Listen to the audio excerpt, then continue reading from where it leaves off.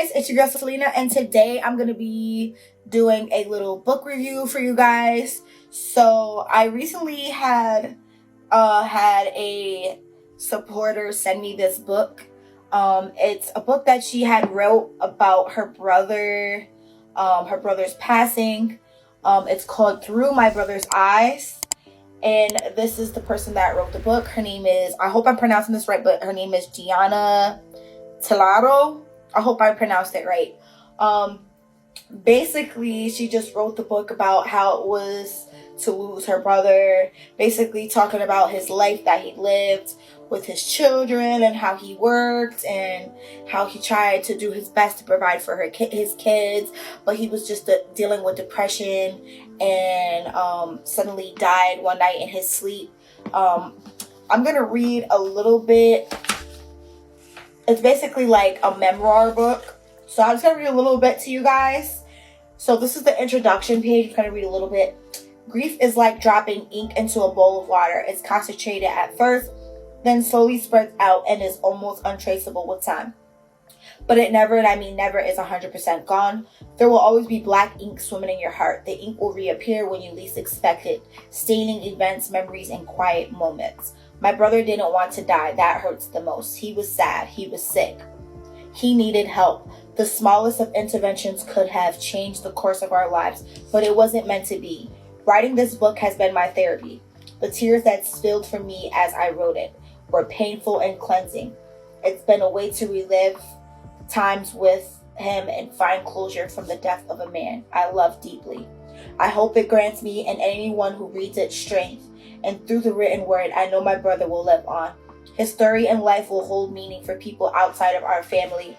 And hopefully his legacy will teach us that we must take nothing for granted. Above all, if you need help, ask. So as for someone who has personally went through a battle with depression and anxiety, I know exactly what it's like to battle depression and anxiety and feel like you're so alone. Like, you can be surrounded by thousands of people. You can be in a room of 100 people and still feel like you're alone, because sometimes it just feels like no one understands exactly what you're going through, because you just feel like you're the only one going through it. You feel like you're the only one that can feel those feelings. But truth be told, there are other people in the world that are battling depression or going through the same thing, or that have went through it and got through it. And it does not hurt to speak up and ask people for help. If you are someone that you know are fighting depression and you're going through something, do not be afraid to reach out and ask for help, because you matter. So I just feel bad because, like, you know, he passed away, and he has 2 kids that he passed away. He had a boy and he had a daughter. And she shows pictures of him, of what he looked like when he was younger. That's what he looked like. Very handsome young man he looked like when he was younger. He ended up pursuing a career as a bodybuilder when he got older, as a way for him to provide for his kids. His first relationship didn't work out. He got with his first baby mother. The relationship didn't work out because they were too young. They were obviously naive to be in a relationship with each other. She moved away with his daughter to another, like, state, basically. And it basically, like, broke his heart that he couldn't see his child every day. But he worked, he busted his ass, he did what he had to do to make sure that he could go visit his child, go see her, and, you know, spend as much time with her on holidays and as much as work would let him go. Then he ended up getting with another female, where the book talks about it was like a relationship from hell. It was a toxic relationship. They fought all the time. He ended up having a son, and that, I guess, wasn't a good relationship on him either. But he wanted to stay in the relationship as much as possible, because as long as possible, as hard as he could, because he didn't want to have another child in a broken family. So he tried to stay in the family as long as he could to make things work. This is a picture of him with his sisters and I believe their mom. Hopefully you guys can see it clear enough. I really enjoyed reading this book. I read this book on the way to work. a couple of weeks ago on the bus, and I was just like reading it like word for word. I was like, all right, I thought I was gonna read like a page or two and be like, all right, I'm gonna read the rest of this when I got off of work. But it was so interesting to see like how hard this young man wanted to work and provide for his family, and he did whatever he could to try to push through. I'm gonna go to where he passed away. So I found it. It's on chapter 3. So 1 week before my brother's passing, he had sent that text to me, the cry for help. I was too ignorant to understand. Sis, we have to talk. We always believe we have time. I believed I would just see him that weekend, but that weekend was one day too late because on April 7th, he had passed away.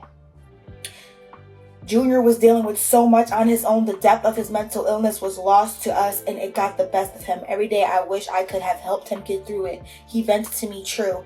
There was so much on his plate, and I was fortunate enough to be the one he trusted to talk to about a lot of stuff.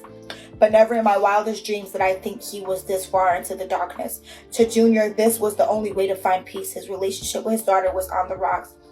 He faced legal issues with certain people who lived to make his life miserable. Work-life balance was tough. Money was tough. Everything was tough. These issues would make life hard for the most mentally healthy person. But my brother was dealing with all of this in addition to the demons inside of him.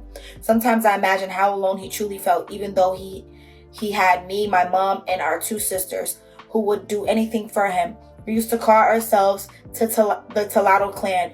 We were the only Talatos left after our father died. We were supposed to be there for each other through every milestone, an impassable bond that no one and nothing could break. It's so sad to me that his girlfriend or his wife woke up the next day to him passed away. And it breaks my heart. Like when I read this, I was like, okay, so her brother reached out to him begging for her to call and like just so she can like talk to him, and like basically he wanted to talk to her and like vent to her and let him know just how bad of a depression he was fighting. But you know, she had her own thing going on where she was dealing with stuff with her family and working also, so she was also busy, and she regret not, you know, answering the phone for him when he was calling out for help for her. And I just want to say to her personally, like, don't feel bad that you had your own stuff going on, and like, you know, like he is in a better place, and I'm sorry that you lost your brother. I'm sorry that you had to go through this, and I just hope that you and your family are like getting through this. It's like, even if it's been years since he passed away, it's like the feeling is always going to be there of what it's like to lose a loved one, and especially somebody that was dealing with mental health issues. And I personally, like I said, I've dealt with that stuff and I've gotten through it. I ended up, you know, giving my life to God, so that's how I ended up getting over my battle with depression. But this book is a nice story, a nice read for you guys. If you guys want to order this book, I believe she said it's on Amazon. You can go ahead and order this book, and I'm also going to tag her in the video as well, so you guys can go ahead and follow her. This is a very interesting story, and I just want you guys to feel encouraged. Like I said, if you or someone that you know is fighting or battling depression, make sure you don't be afraid to reach out for help. Don't be afraid to go and seek help if you need to. You can inbox me if you need to. You can inbox her if you need to for help. There's plenty of phone numbers, people that you can call and get an unbiased opinion from. You don't have to feel judged for feeling the way you feel, because people go through it. And yeah, I just really want you guys to like check this book out. And yeah, bye guys.